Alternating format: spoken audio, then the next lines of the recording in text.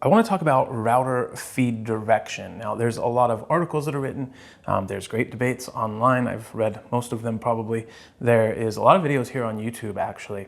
Everybody has pretty much the same information, but when I read the comments of a lot of my videos where I've done router work, a lot of people have their opinion or what they think is the fact on which direction to run a router. So I wanted to do this video specifically so I have a placeholder on this channel so that I can sort of let people see that if they have questions. So real quick before we get into it, I do get asked a lot about the routers that I have here in the shop as well. So we'll go through that really quick and then we'll talk about the feed rate. I have a couple of good ideas on how to remember how this goes. The first one that I have is the DeWalt DCW600. I'm horrible with remembering all these names to all this stuff. This is a really good router. It's cordless. Runs for a heck of a long time if you use the 4 amp hour batteries. If you're already on the DeWalt system, it just makes sense. Variable speed, it adjusts well, it holds its position. I have the plunge base that goes with it. Plunge base operates extremely smoothly. It's easy to dial in. The only goofy thing that I found with this is the offset handles, where looking at it how you are, see how this one's a little higher, this one's a little lower, but you get used to it. Every machine has its own little things. Anyways, very highly recommended. Only a 1/4 inch collet, of course, because it's a small router, but that makes it really easy to handle, get into some nice tight little spots and stuff. Recent addition to the shop here in the last several months or so is the Festool OF1400 EQ. This is a great router, a bit of a learning curve if you're used to more of a setup like this. 1/2 inch and 1/4 inch collet. I think it actually has like an 8 mil collet or something too. Ratcheting collets, which is really nice to have. It adjusts here. The trigger is on the side. That's what makes it a little bit different, a little bit of a learning curve. And our plunge, instead of here, is here on the side. You guys have probably seen me use this in a few videos now. I actually really like it though. Dust collection is superb. I have the edge guide for it. The edge guide is amazing. Really, really good router. Of course, it's Festool, so you're gonna pay more. In the router table, I have the Bosch. I don't remember what the number is on it. I'm not gonna get it out to tell you, but it's a 1617. I'll leave all this stuff or whatever I can find down in the description if you guys need to know more information and you're looking for a highly recommended, at least for me, router. But it is the Bosch 1617 as I recall, and you can get it in a kit that has the plunge base and the fixed base. That's what I had for a long time. I also recommend that router. These were just upgrades from that, if you will. So let's talk about feed direction now. And the best way I can think of to help you guys remember feed rate or direction, excuse me, is to think about the table saw. Okay, at the table saw, we have a blade that is spinning this direction, right? This blade spins towards me as the operator. The teeth are coming towards me.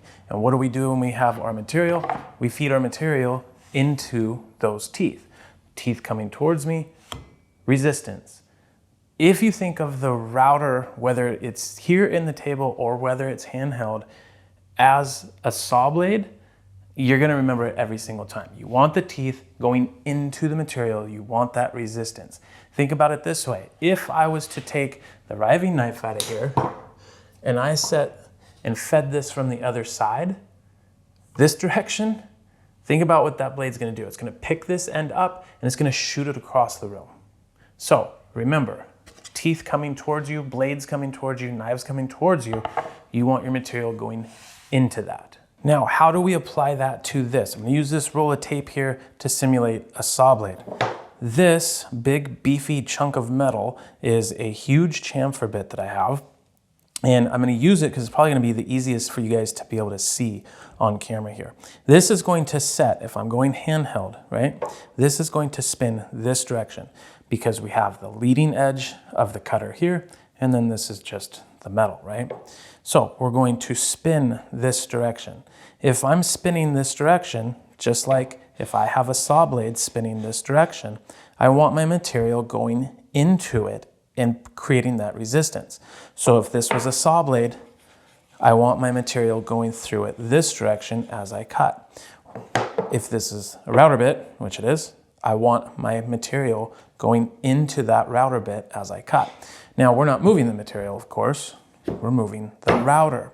If the router is spinning this direction, then I want to force it into the wood going this direction. Now this only applies on the outside. So whether I'm routing this here, or whether I'm routing the outside of this frame, or if I'm routing this board, it doesn't matter. I always want to be going left to right, or also known as a counterclockwise rotation. So when I get to this corner, I'm just going to keep on trucking. And when I get to this corner, I'm going to keep on going. I have not changed my router direction simply because I'm over here. I'm still going the same direction because my bit is still spinning in the same direction. So hopefully that makes sense. Again, remember to think of a saw blade. Now, that being said, if I'm on the inside, right, my router bit is still spinning this way. Well, what happens if I go that same direction? Now, I'm cutting into here and I'm pulling this right back out, right? Because just like feeding the saw blade backwards, we're gonna shoot this material out all over the place. So again, spinning blade this way, right? If I send my material this way, just like at the table saw, it's gonna push this out, or in this case, it's gonna pull the router out. Okay, so what I want is I wanna go the opposite direction.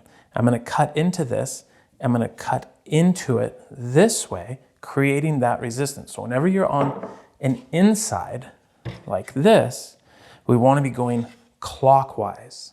So inside is clockwise, outside is counterclockwise. I'm trying to think if there's anything else that I can tell you guys to make sure that that came across the right way.